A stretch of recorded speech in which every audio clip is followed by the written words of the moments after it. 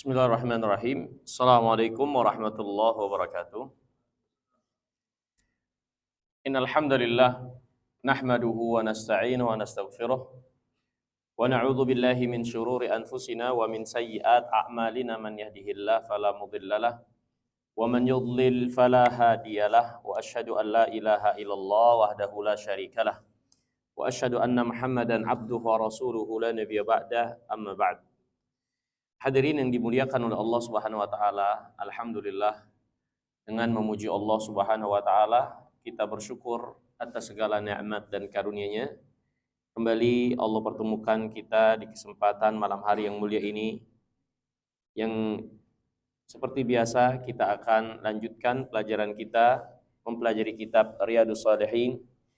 Kita masuk bab yang ke-30, masih membicarakan tentang hubungan yang terjadi di antara kaum muslimin satu dengan yang lainnya dari petunjuk yang datang dari Al-Quran dan Sunnah Nabi yang mulia alaihi salatu wassalam, di mana bab sebelumnya penjelasan tentang qadha hawaijil muslimin, yaitu membantu hajat kebutuhan dari kaum muslimin. Bab 30 ini lebih spesifik lagi, masuk dalam bagian membantu hajat kebutuhan ya, atau menjadi sebab kebaikan bagi kaum muslimin yang lainnya. Tapi bab 30 ini lebih membahas terkait dengan masalah syafaat.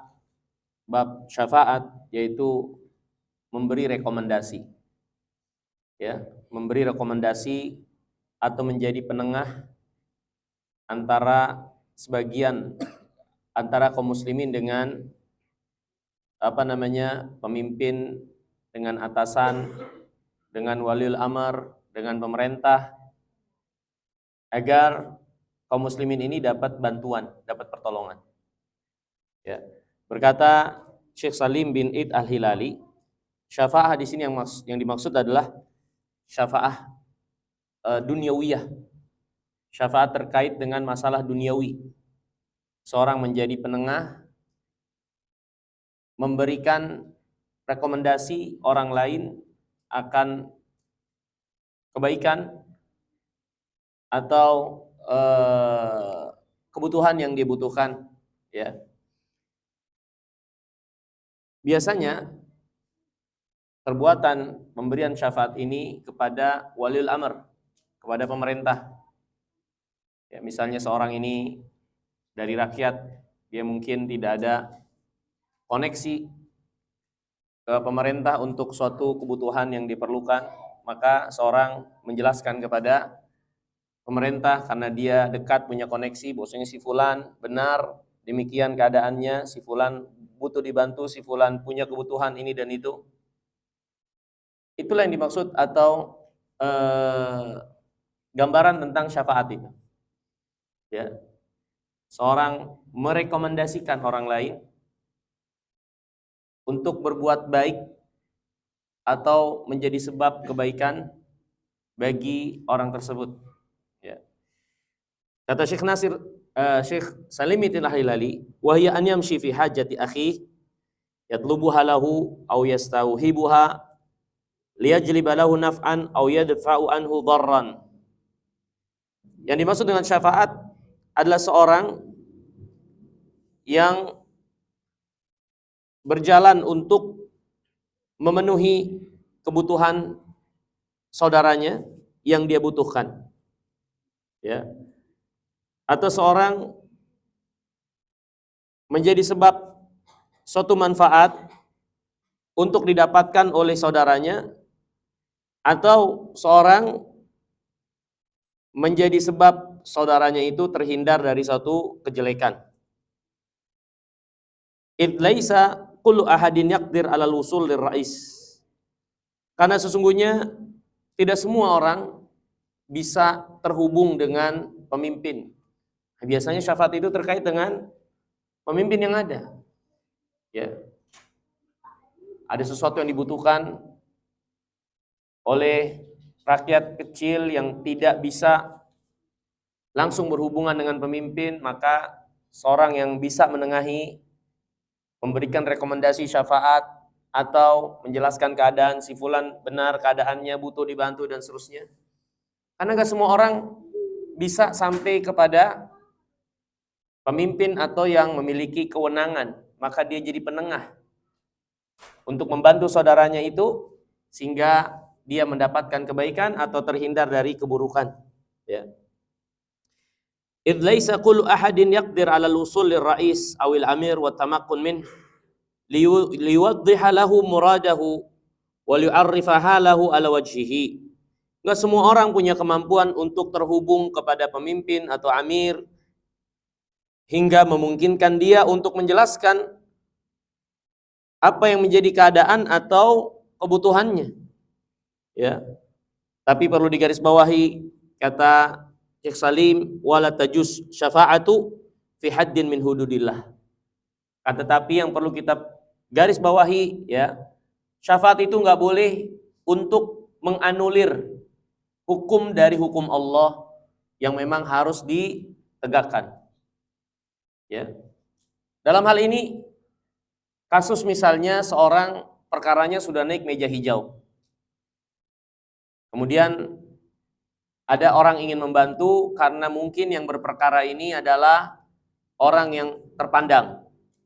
Maka dia memberikan rekomendasi syafaat kepada hakim atau kepada yang berwenang, si fulan jangan dihukum karena dia orang terpandang. Padahal hukum Allah telah memenuhi persyaratan orang ini dihukumi sesuai dengan ketentuan. Maka syafaat yang seperti ini nggak boleh. Syafaat untuk menganulir hukum dari hukum Allah ketika itu sudah naik ke meja hijau dan syarat keputusan itu sudah terpenuhi. Ya. Maka nggak boleh pemberian syafaat seperti ini atau syafaat-syafaat yang di dalamnya adalah kemaksiatan, kezaliman yang dilakukan. Maka syafaat yang seperti ini juga tidak diperkenankan. Karena syafaat ini masuk ke dalam bagian umum yang Allah Subhanahu wa taala perintahkan, wa ta'awanu 'alal birri wat taqwa wa la ta'awanu 'alal itsmi wal 'udwan. Tolong menolonglah kalian dalam kebaikan dan takwa, tapi jangan tolong menolong dalam perbuatan dosa dan permusuhan. Maka untuk hal-hal yang sifatnya kebaikan, yang mubah, apalagi ketakwaan, maka kita diperintahkan untuk tolong menolong diantaranya dengan saling memberikan rekomendasi kalau memang kita punya kemampuan. Kita punya kesempatan untuk bisa melakukannya. Ya. Tapi kalau itu adalah permusuhan dan dosa, maka kita tidak boleh saling memberikan syafaat, tolong menolong dalam hal itu. Ini hadirin dirahmati dan dimuliakan Allah Subhanahu wa taala, ya. Kemudian Al-Imam Nawawi rahimahullah membawakan ayat yang membicarakan tentang masalah syafaat ini. Di antaranya surah An-Nisa ayat 85, Allah berfirman, "Man yashfa' syafa'atan hasanatan yakun lahu nasibun minha, wa man yashfa' syafa'atan sayyi'atan yakun lahu kiflun minha." Siapa yang memberi syafaat yang menjembatani suatu kebaikan, maka dia ikut dapat kebaikan itu juga. Dia dapat bagian dari kebaikan itu, dapat pahalanya di sisi Allah Subhanahu wa taala tanpa mengurangi kebaikan yang didapatkan oleh orang tersebut. Tapi siapa yang memberi syafaat menjembatani untuk suatu kejelekan, maka dia juga ikut memikul beban dosa. Ya, ikut memikul beban dosa yang dilakukan oleh orang yang dia hantarkan jadi buruk, jadi jelek, tanpa mengurangi dosa orang itu tentunya. Maka ayat ini jelas sekali buat kita sekalian, anjuran untuk saling menjembatani dalam kebaikan. Dan kita ikut mendapatkan pahala ketika melakukan hal tersebut. Ikut dapat bagian kebaikan ketika melakukan hal tersebut. Bahkan kalau itu jadi jembatan kebaikan yang besar, kebaikannya lebih besar lagi didapatkan. Dan ayat ini juga sekaligus ancaman bagi orang-orang yang menjembatani suatu keburukan.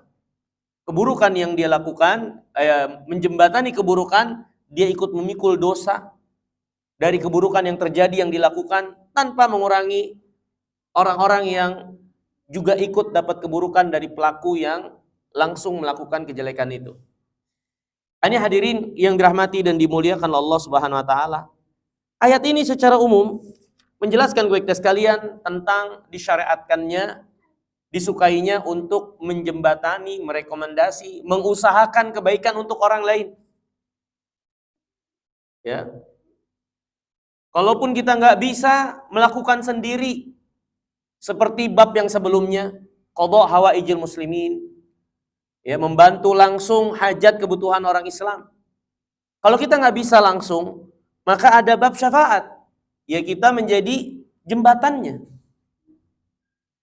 Ya, jadi nggak ada alasan untuk tidak bisa bermanfaat untuk Islam dan kaum muslimin. Kalau kita nggak bisa melaksanakannya langsung, paling tidak kita bisa menjembatani, kita bisa jadi jembatan. Bab sebelumnya tentunya punya perbedaan dengan bab ini. Bab sebelumnya lebih cenderung kepada membantunya secara langsung, menjadi solusi dari permasalahan yang dihadapi oleh kaum muslimin. Bab ini syafaat, ya, seorang tidak bisa membantu langsung. Dia memiliki keterbatasan, tapi dia mungkin bisa menjadi jembatan kepada orang yang mungkin punya kemampuan, kepada orang yang mungkin punya keluasan. Dia menjembatani, menghantarkan saudaranya yang punya kebutuhan dan kesusahan itu untuk dipertemukan dengan yang berwenang, dengan yang memiliki kemampuan, dengan yang sekiranya bisa menolong atau membantu. Ya. Kalau itu dalam koridor kebaikan dan takwa, itulah yang diajarkan oleh agama kita. Untuk kita saling menguatkan kaum muslimin satu dengan yang lainnya, dengan apa yang bisa kita lakukan walaupun hanya sebagai penjembatan atau perantara yang menghubungkan kebaikan itu bisa tegak. Kalau bisa langsung tentu itu lebih utama. Tentu itu lebih utama, ya. Ini hadirin yang dimuliakan Allah Subhanahu wa taala, ya. Dan syafaat ini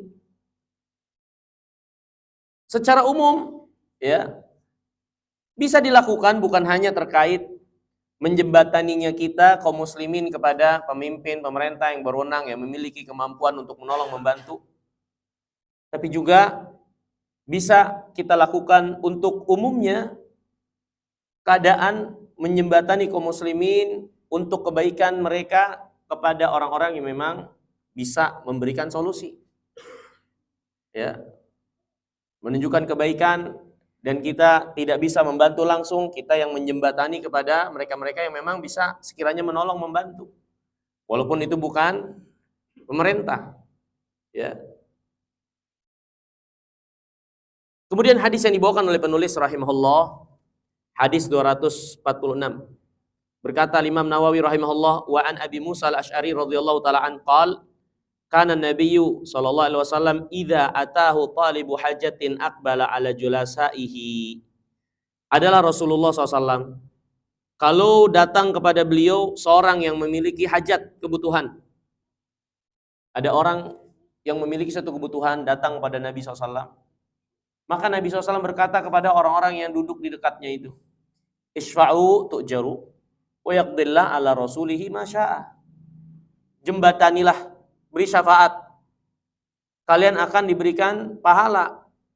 Masalah nanti diterima atau tidak keputusannya seperti apa, maka itu ketetapan Allah Subhanahu wa taala.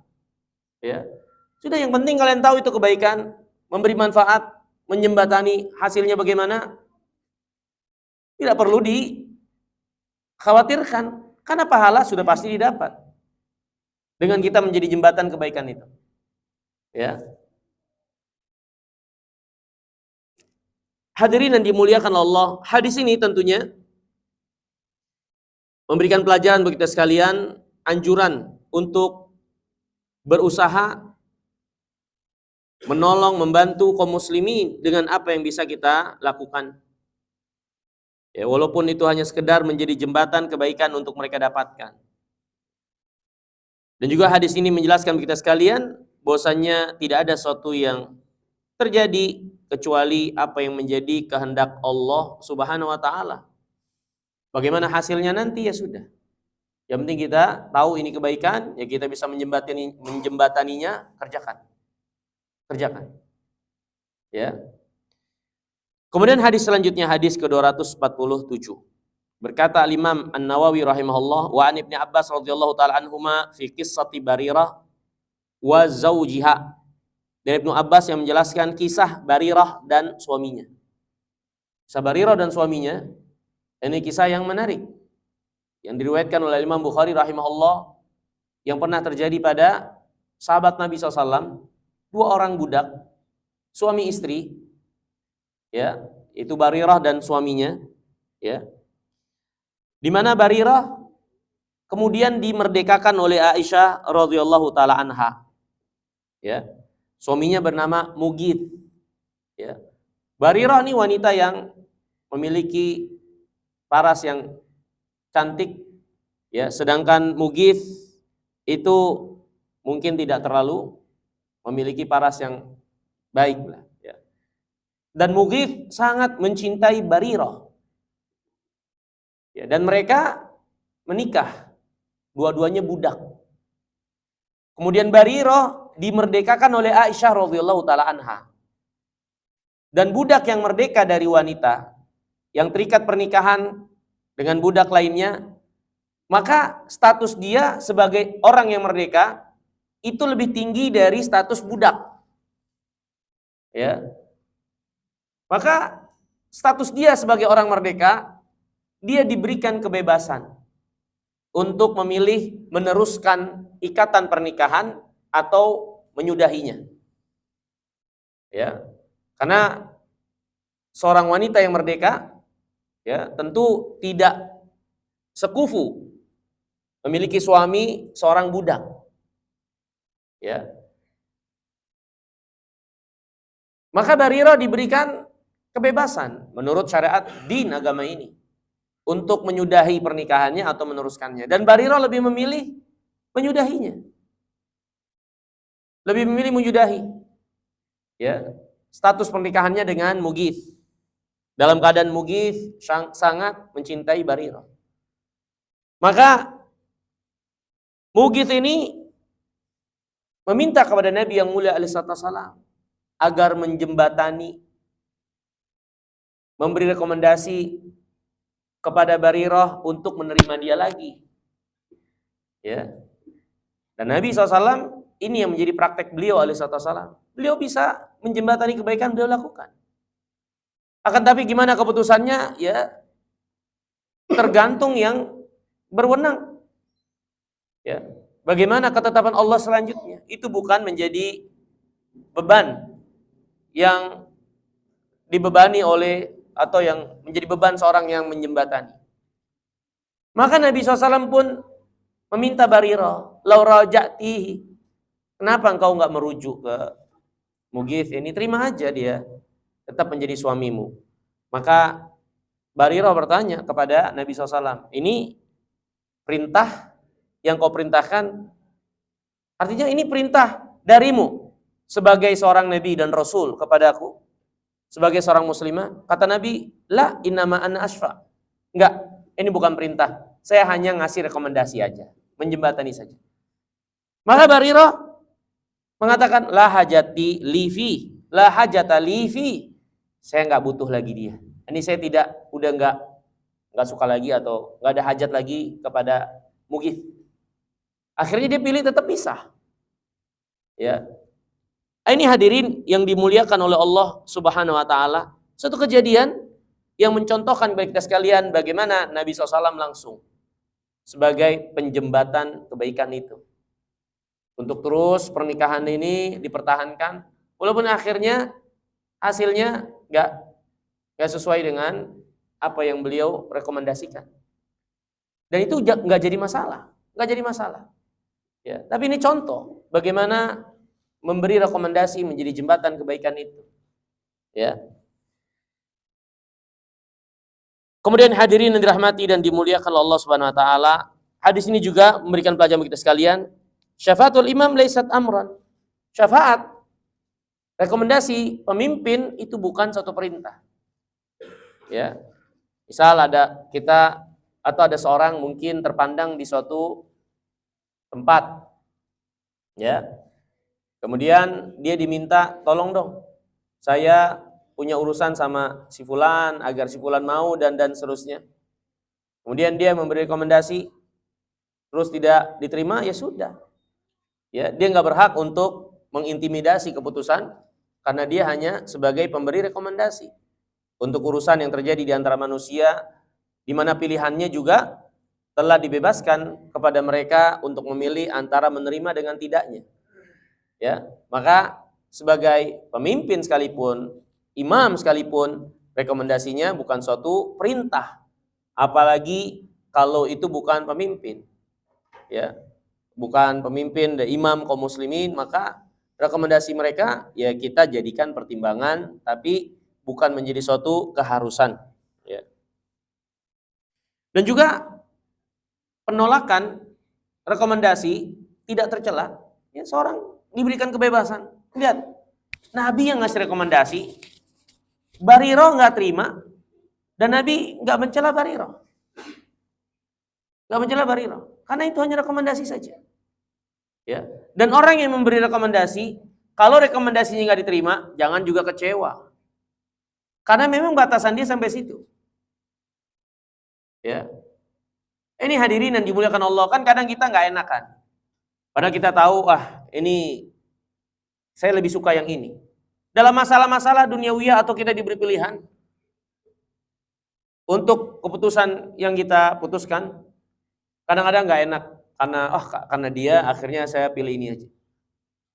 Ya. Seharusnya seorang berpikir apa yang lebih maslahat untuk dirinya dan dia lebih tahu, dan tidak menjadi sesuatu yang tercela kalau dia nggak mau terima rekomendasi atau pilihan dari orang yang menjembatani itu. Dan itu tidak merendahkan kedudukan orang yang menjembatani. Seperti Bariroh, apakah berarti Bariroh merendahkan kedudukan Nabi karena nggak terima rekomendasinya? Enggak. Ya, apakah Bariroh juga menjadi wanita yang tercela karena nggak terima rekomendasi Nabi SAW? Enggak juga. Artinya perkara-perkara seperti ini, ya, disikapi dengan pertengahan biasa saja. Ya, yang jadi poin, ya, permasalahan adalah bagaimana kita kaum muslimin untuk bisa saling menjembatani dalam kebaikan. Masalah nanti hasil akhirnya bagaimana? Kalau urusan-urusan duniawiyah, ya, itu tidak menjadi satu tercela kalaupun tidak berhasil, ya, kalaupun tidak seperti apa yang diekspektasikan, ya biasa saja. Nggak ada yang perlu kecewa dalam hal ini. Ya. Ini hadirin yang dimuliakan Allah Subhanahu wa taala, ya. Bab syafaah, ya. Bab ini sejatinya bisa lebih luas lagi, bukan hanya terkait dengan urusan rakyat dengan pemimpin atau pemimpin yang memberikan syafaat, tapi dalam segala urusan ketika kita bisa menjembatani kaum muslimin dalam kebaikan, merekomendasikan personal tertentu yang memang dia punya keahlian, dia punya kemampuan, skill yang kita tahu, ya, sebagai bahan pertimbangan, maka kalau itu adalah kebaikan dan ketakwaan, maka ini diperintahkan dalam agama kita. Ya, walhasil bab 29, bab 30 masih terkait dengan hubungan untuk yang diajarkan oleh Islam untuk kita berbuat baik pada kaum muslimin. Kalau nggak bisa langsung, maka paling nggak jadi penjembatan kebaikan itu mereka dapat menjadi penyambung kebaikan itu untuk didapatkan oleh kaum muslimin, atau keburukan itu terhindar dari kaum muslimin kalau kita nggak bisa membantu melindungi secara langsung. Bab yang ke-31 yaitu bab islah bainan nas, bab penjelasan tentang mendamaikan di antara manusia. Hadirin, menarik buat kita sekalian. Ini bab-bab yang real, ya, nyata, menjadi satu keadaan yang terjadi dari hubungan kaum muslimin secara khusus di antara satu dengan yang lainnya. Bagaimana hubungan mereka harusnya berlangsung, bagaimana ikatan persaudaraan mereka, bagaimana memperlakukan saudaranya. Dan pasti juga dalam hubungan bersosial antara kaum muslimin ini ada intrik-intrik permusuhan, kebencian, kesalahpahaman. Ya. Yang itu diantara sebab besar terjadinya itu semua, terutama di antara kaum muslimin, adalah syaitan yang mengambil kesempatan untuk tercipta dan terjadinya permusuhan yang terjadi di antara kaum muslimin. Saling membelakangi, saling tidak tegur sapa, mendendam, menyimpan kebencian terus-menerus. Ini syaitan yang memiliki andil sebab sehingga ini terjadi di antara kaum muslimin, dan itu yang dia inginkan. Karena kesatuan hati kaum muslimin, kebersamaan mereka, kesepahaman mereka dalam kebaikan, itu akan menimbulkan dampak besar untuk kebaikan Islam dan kaum muslimin. Dan itu sangat tidak diinginkan oleh syaitan tentunya. Cerai-berainya kaum muslimin, ya, permusuhan yang terus dipelihara di antara mereka, maka ini akan melemahkan kaum muslimin itu sendiri. Allah berfirman, "Wala tanaza'u fatafshalu wa tadhhaba rihukum." Janganlah kalian saling berselisih sehingga kalian jadi lemah dan hilang wibawa kekuatan kalian. Maka itu yang diinginkan oleh syaitan. Allah Subhanahu wa taala berfirman, "Inna syaitan yanzighu bainahum." Syaitan itu suka menjadikan masalah di antara kalian dengan perkataan-perkataan yang beredar, ya, ditunggangi oleh syaitan, disalahpahami. Sehingga timbul benih-benih permusuhan, kesalahpahaman, pandangan yang keliru dan salah, buruk sangka dan seterusnya. Itu syaitan yang sangat menginginkan hal tersebut. Nabi yang mulia alaihi wasallam bersabda, "Inna syaitan ya'isa an ya'budahul musallun walakin fit tahrish bainahum." Syaitan itu putus asa untuk disembah oleh orang-orang yang sholat. Tapi syaitan terus berusaha untuk mengacaukan hubungan di antara mereka. Ini kata Nabi SAW. Syaitan berusaha untuk mengacaukan hubungan di antara kaum muslimin. Dan ada bab dalam agama kita dalam hubungan kaum muslimin satu dengan yang lainnya, bab sulh, perdamaian, memperbaiki hubungan, ya, mendamaikan hubungan. Bahkan Nabi SAW memberikan motivasi besar bagi orang-orang yang menjembatani untuk bisa terjadinya perdamaian di antara dua pihak yang bermusuhan. Kata Nabi SAW, ya,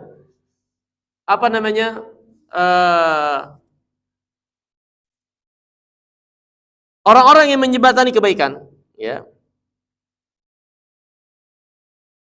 itu derajatnya seperti derajat orang yang terus melaksanakan sholat dan terus melaksanakan saum, ya, terus melaksanakan sholat dan terus melaksanakan saum, ya.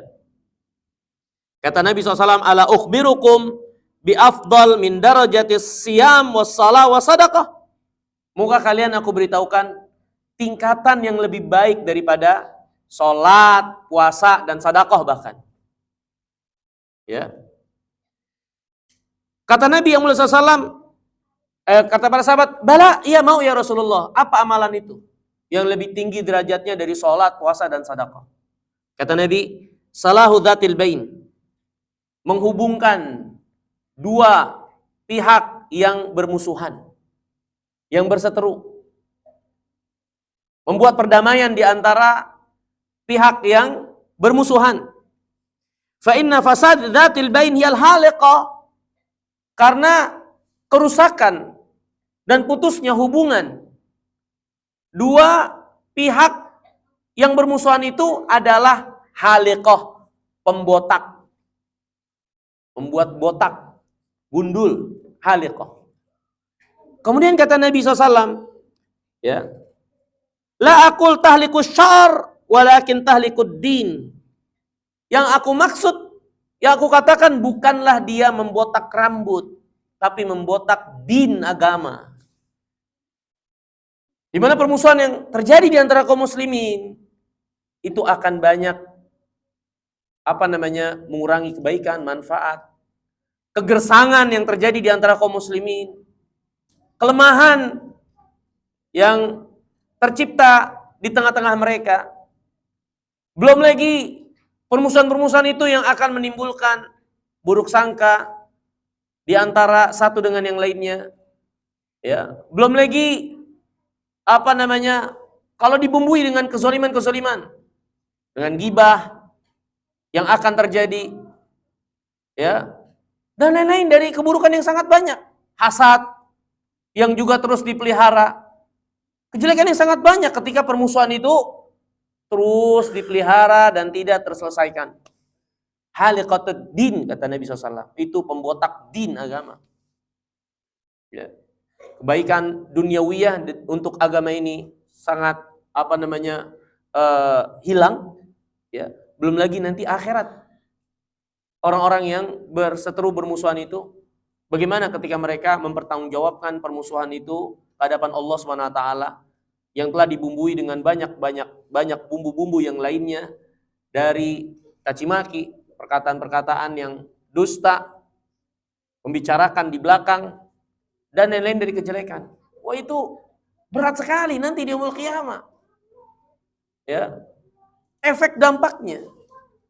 Makanya orang yang bisa mendamaikan itu, yang bisa menghubungkan mereka yang saling bermusuhan, derajatnya lebih daripada sekedar puasa, sedekah, sholat dari yang sunat tentunya.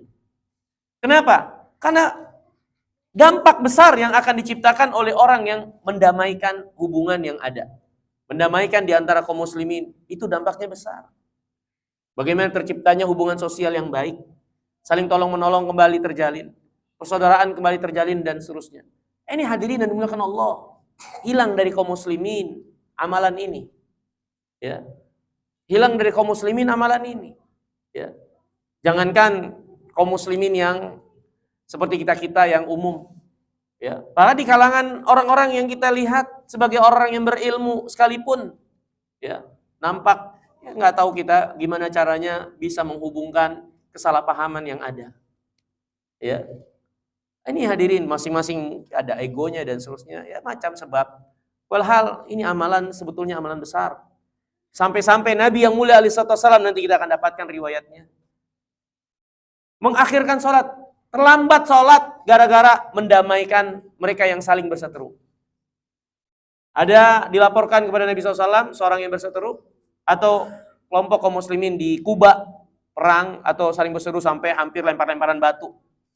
Nabi SAW datang ke Kuba, hingga akhirnya sholat terlambat, sehingga Abu Bakar yang jadi imam, ya, Nabi datang terlambat, sampai sholat jamaah terlambat, Nabi SAW korbankan untuk mendamaikan dua pihak yang sedang berseteru di Kuba. Dan banyak lagi keterangan yang lain. Bagaimana Islam sangat menganjurkan memelihara hubungan dan menyatukan hubungan mereka yang saling berselisih di antara kaum muslimin. Dan ancaman berat bagi orang-orang yang terus memelihara kebencian kepada saudaranya. Nabi yang mulia alaihi wasallam menjelaskan, setiap hari Senin dan Kamis amal itu dilaporkan kepada Allah. Kemudian Allah terima amal-amalan itu dari amal kebaikan. Kecuali dua kelompok manusia. Yang pertama yang berbuat syirik, yang masih melakukan kesyirikan. Yang kedua, mereka yang masih menyimpan syahna, kebencian, permusuhan dengan saudaranya. Ditangguhkan. Bukankah ini kerugian? Amal itu ditangguhkan, gak dilaporkan kepada Allah, gak Allah terima. Na'udzubillah, nas'alullah salamata wal afiyah. Kita capek-capek beramal, Allah Subhanahu wa taala tidak mengindahkannya. Buat apa? Ya. Ini hadirin yang dimuliakan oleh Allah Subhanahu wa taala. Sampai-sampai juga agama ini saking menggemarkan untuk bisa mendamaikan di antara kaum muslimin ini, kebohongan yang merupakan suatu perkara yang berat di dalam agama kita. Sampai Nabi SAW mengatakan, ala ukhbirukum bi akbaril kabair. Maukah kalian aku beritahukan dosa besar yang paling besar?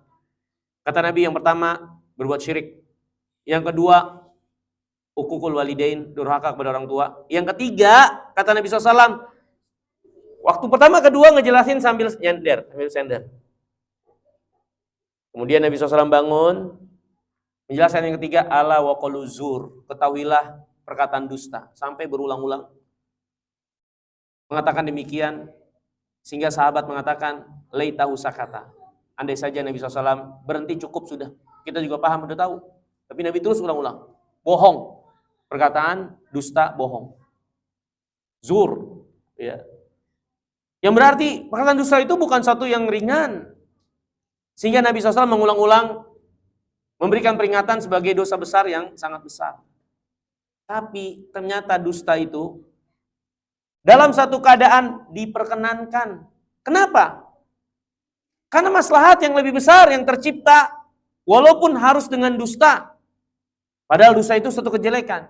Dan di antara keadaan yang diperkenankan untuk dusta itu adalah dusta dalam rangka mendamaikan dua pihak yang berseteru, yang bermusuhan. Ya. Berusaha agar terjadi atau terhubung lagi hubungan di antara orang yang bermusuhan. Itu diperkenankan oleh syariat. Padahal dosa-dosa besar. Kalau bukan karena dampak efek yang sangat besar daripada kedamaian atau perdamaian ini, tentu dosa itu dosa besar. Ya. Ini hadirin yang dirahmati dan dimuliakan oleh Allah Subhanahu Wa Taala. Ada banyak dalil-dalil yang lainnya yang menunjukkan akan hal ini. Ya. Di antaranya hadis Nabi yang mulia SAW, la yahjur muslim akhahu atau la yahillu li muslim an yahjura akhahu fawqa thalathin. Enggak halal seorang muslim menghajar, artinya membelakangi saudaranya, enggak mau menegur, enggak mau mengucapin salam, dengan terus menyimpan kebencian permusuhan lebih dari 3 hari. Kalau enggak halal berarti dosa kan? Maka terus-menerus itu yang bermusuhan membawa dosa. Ketika dia menghajar saudaranya tanpa alasan yang berarti. Dan tidak mau berusaha untuk menyelesaikan perkaranya. Nggak halal berarti dosa terus dia. Ya. Dan yang paling terbaik di antara keduanya kata Nabi SAW yang memulai salam. Ya. Ini hadirin yang dirahmati dan dimuliakan oleh Allah Subhanahu Wa Taala. Ya, mungkin sebagai muqaddimah dari bab al-islah bainan nas, mendamaikan di antara manusia atau mendamaikan di antara kaum muslimin yang bermusuhan. Ya, amalan yang besar pahalanya tapi memang memiliki resiko juga. Terkadang malah kita yang ketarik jadi terlibat dalam permusuhan itu. Tapi kebaikannya sangat banyak, sangat besar. Ya, untuk kita tegakkan dan lakukan, menciptakan hubungan di antara kaum muslimin untuk menyambung kembali apa-apa yang telah terputus dan rusak dari hubungan di antara mereka satu dengan yang lainnya. Mungkin ini dulu yang bisa kita pelajari. Insyaallah kita lanjutkan lagi di kesempatan yang akan datang. Kurang lebihnya saya mohon maaf. Subhanakallahumma bihamdika asyhadu an la ilaha illa anta astaghfiruka wa atubu ilaik. Assalamualaikum warahmatullahi wabarakatuh.